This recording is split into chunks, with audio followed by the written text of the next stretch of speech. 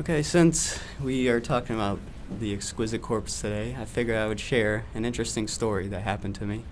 I had happened to, it was my first experience with actually seeing a real ghost. You guys may doubt me, but the story tells itself. So it was an eerie night, actually. I'd been working at a place, it was a warehouse out in, it's like Forest Park or something like that. And actually, two people didn't show, which is very bizarre, so we had to fill in on their position. But in any case, so I had a long night of work. I was ready to get off. It's the kind of work that when you get home, like your socks are like soaking wet, just from sweat. So, I get in the door, and the first thing I want to do is just relax. Come home and just get in front of my computer, just watch some YouTube or something, Netflix. And my girlfriend at the time, she lived in Texas, so we were in a long-distance relationship. Put some stress, on everybody. So she calls me as soon as I sit down. It was almost like it was meant to be. The first thing she starts asking me is, "Where have you been? What have you been doing all day?" Just like drilling me with questions, and of course we just kind of go back and forth, and we're arguing, just about silly stuff, just things that, like a married couple would fight about or something, There's nothing left to fight about anymore. So we actually just, after 15 minutes of doing that, I just got fed up, and I said, you know what, I'm just going to call you back. I'm going to get some rest. I look at the time, and it was around like 12:45 or so. So, it's getting pretty late into the night, and I'm not trying to, sit and argue with somebody the whole night, especially after working so long. So, I get my pajamas on, and, I start getting ready for bed.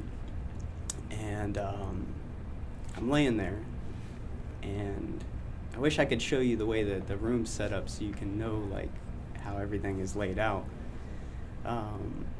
But I put my phone right next to me on the bed, and I just start dozing off. And one of the most bizarre things started happening is, I opened my eyes, and out of the corner, I was facing the wall. I was sleeping in a direction where I was, like, facing the wall, and my bed was up against the wall. And out of the corner of my eye, something came into the room. Like, it was no doubt, like something was in the room now with me. But the really bizarre part about it was that, like, it gave me like a feeling. Like, it put a feeling into me, kind of weird, but it's almost like it made me feel like I was calm, like I shouldn't worry. Like, almost like an example would be like, I'm terrified of roaches. So like if I would see a roach, I'd freak out. But if it was like a ladybug, I'd be okay. So it was almost like it was a ladybug instead. And it paced in front of the lamp and in front of the television that I had set over there on the side. And I didn't think anything of it. It was just like an ordinary day. So I'm trying to just get comfortable, and fall asleep now. And just something tells me to, like, turn over, because I just couldn't get comfortable for some reason now. And I go to kind of flip to look at the other side of the room, and I see this figure coming at me. It was I could see his face in my head right now. It was an old man with very long ears. Like, his ears, it was almost like he was like 120 years old, and his ears had, like, drooped down so far. And he was angry. I don't know why, but he was angry at me. And he came at me almost like he was going to strangle me. And my body froze. Like, I couldn't move. I couldn't talk. And it's almost like when somebody throws a baseball at you, and you just have a reaction when you first see it. It's like, oh, you make that initial sound of, oh, or something, whatever you say when something fast hits you. And I tried to make that noise like, oh, but everything locked up. Like, I couldn't speak, I couldn't breathe, like everything just froze. And as he's coming at me, he just fades when he gets to the bed. Like, as soon as he's about to pass that line where the bed's at, he fades into like a dust, and it just goes down into the bed. And as I'm not even joking, as soon as that happened, my girlfriend called me again. And I pick up the phone, and I try to tell her, all these things that have been going on, what did I just see, all these things. And I told her I would just call her back, because she was still upset, about us arguing and stuff. But I just saw a ghost, so it was like, I'm not even worried about that anymore. So the first thing I do is I get off the phone and I jump, and I was living with a roommate at the time.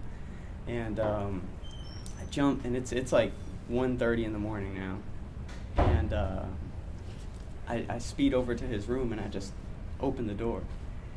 And he gets up, and he's like, what's going on, man? Why do you look like that? And I was like, what do you mean? He's like, man, your face is pale. And I was like, what do you mean it's pale? He's like, there's no blood in it, man. It's almost like you're not even alive. And I looked at him kind of confused, and he had a mirror on the side that I just kind of saw myself, and he was right. It was like I couldn't even really tell where my shirt ended and my white t-shirt and my face began. It was like it was a blend of just whiteness. And he's like, man, you actually look like you almost you just saw a ghost. And I looked down, I was like, well, sit down, man, I gotta tell you something. And he told me, he's like, he was a Cambodian guy. He told me that, in their culture there's an omen, if you see people, that there's something that you have to do, to kind of rectify, seeing this person, or they want, a particular something from you. So they encouraged me to get a cleansing, to use some kind of herbs or something to cleanse the house. And I didn't know anything about this. I just saw a ghost. I'm confused. I don't know what to do now. So he brought his mom over, and basically she said that, sometimes, people follow you. And you may not see them your entire life, but there's instances where they'll come out of another alternate place, and they'll come into your existence to let you know that maybe you're not doing something right in your life.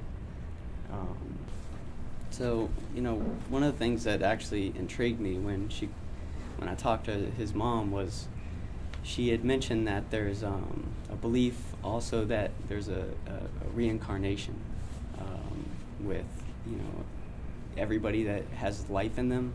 It's essentially everything has an energy and a life, is what she said. And she said that sometimes people, they don't want to let it go at the end when everything is gone. They want to keep on, keep the energy, and which causes them to almost essentially not go, proceed to the next stage. And she said that, with this particular old man, that he didn't have to necessarily have a connection to me. I could have just been in his area. Maybe the old man had passed away in the apartment, and he just hadn't. He needed to let me know that there was more that he wanted to do in his life. That there was some unfinished things, maybe something he wanted to do with his children, some goals in his life that he didn't do. It was kind of sad, and you kind of get freaked out because you sleep there every night, so it's I started doing research into burial grounds, was this built on a Indian burial ground, or did anybody die in this room? And I mean, I didn't find anything, there wasn't anybody, there's no obituaries in there that said an old man died at this place, but what I did find out is that the rental office that leases all the apartments had a party about 2 years prior to me moving in. And the party was actually interrupted by these two kids who came in, and they got into a scuffle. And one of them pulled out a gun and actually shot the other one. And everybody thought it was a shooting going on, but it was just between the two people.